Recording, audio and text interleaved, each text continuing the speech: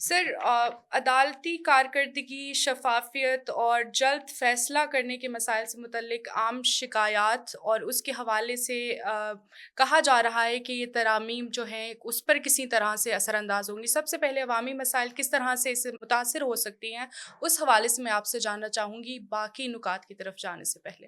عوامی مسائل جو ہیں وہ ویسے کے ویسے ہی رہیں گے، ٹھیک ہے اس لیے کہ عوامی مسائل جو ہیں وہ کتنی مرتبہ ملک کی اعلیٰ ترین عدالتوں میں گئے ہیں۔ سر۔ ٹھیک ہے، یہ جو ویری کانسیپٹ ہے عدلیہ کی آزادی، ٹھیک ہے جی، یہ ہمارے ہاں متعارف کس نے کروایا؟ انگریز نے۔ اور آپ اگر یاد کریں تو ایک طویل عرصے تک آپ کو غالباً بہت مشکل ہوگا یاد رکھنا کہ کوئی مقامی شخص جس کا تعلق کلونیل انڈیا سے تھا جی۔ وہ کسی سپیریئر کورٹ کا جج رہا ہو، ایک سٹیج پر آ کر کلیکٹرز اور جن کو بعد میں ڈی سی بھی کہا جاتا ہے، but they were primarily collectors, جن کو مالیہ جمع کرنا ہوتا تھا، کس کے لیے؟ برطانوی سامراج کے لیے۔ تو برطانوی سامراج کے لیے مالیہ جمع کرنے والا ڈی سی جو تھا وہ لوگوں سے، چونکہ اس نے مالیہ لینا ہے، لہٰذا اس کے پاس عدالتی اختیارات بھی تھے اور پولیس بھی اس کے ماتحت ہوا کرتی تھی۔ اور یہ سسٹم جو ہے وہی قیام پاکستان کے بعد ہم نے ضرب تقسیم دے کر تقریباً وہی پینل کوڈ جو انڈیا کا بنایا ہوا تھا اور وہی کرمنل پروسیجر کوڈ جو انہوں کا بنایا ہوا تھا، مالیہ لینے کا وہی نظام، اس میں رقم بدل گئی ہوگی۔ پٹواری کا سسٹم آج تک چل رہا ہے راجہ ٹولر مل کے زمانے سے، ٹھیک ہے بھی۔ تو فیشن کے لیے، گفتگو کرنے کے لیے یہ بہت عمدہ لگتا ہے۔ میں بھی اس گماں میں بہت عرصہ مبتلا رہا ہوں۔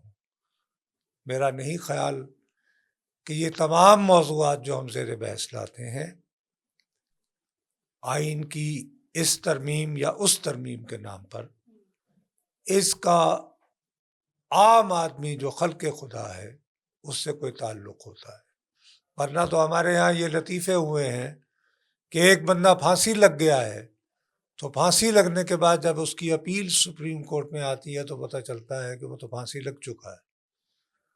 دوسری طرف وہ تو چلے عام آدمی تھا، پاکستان کا ایک منتخب وزیر اعظم ذوالفقار علی بھٹو 1979 میں پھانسی لگتا ہے، اور اس کے کئی دہائیاں گزر جانے کے بعد قاضی فائز عیسیٰ صاحب کے زمانے میں سپریم کورٹ یہ فیصلہ کرتی ہے کہ جی وہ کوئی مناسب نہیں تھا، وہ فیصلہ وہ کو ٹھیک نہیں تھا۔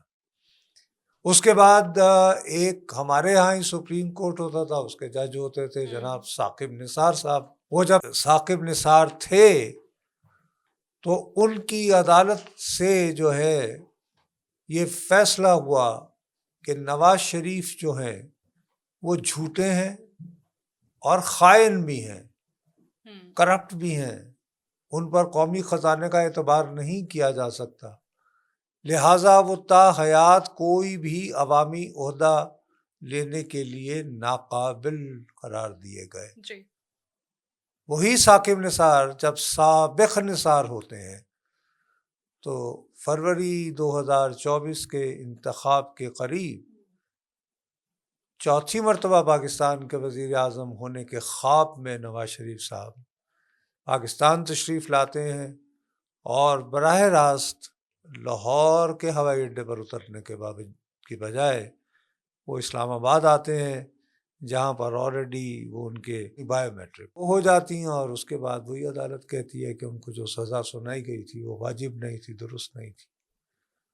تو اس میں اب کیا بات کریں عدلیہ کی آزادی اور شفافیت اور فلانا۔ تو کیا آپ سمجھتے ہیں سر کہ یہ ایک ارریلیونٹ ٹاپک ہے عوام کے لیے؟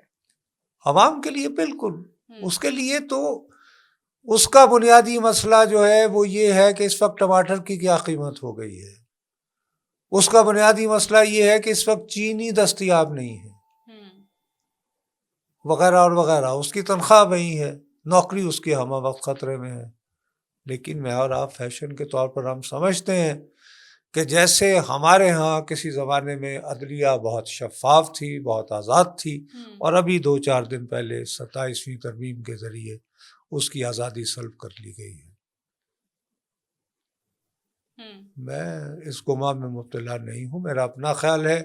اور اس کے لیے ابھی مثلا افتخار چودھری صاحب جو ہیں وہ ہر آئے روز جو ہیں وہ کون سے بہت، اور پھر ان کے آخر میں انجام یہ تھا کہ ان کا اپنا بیٹا جو ہے وہ سپریم کورٹ کے چیف جسٹس کے گھر کے ایڈریس پہ اس کا بزنس ایڈریس تھا اور کاروبار چلا رہا تھا.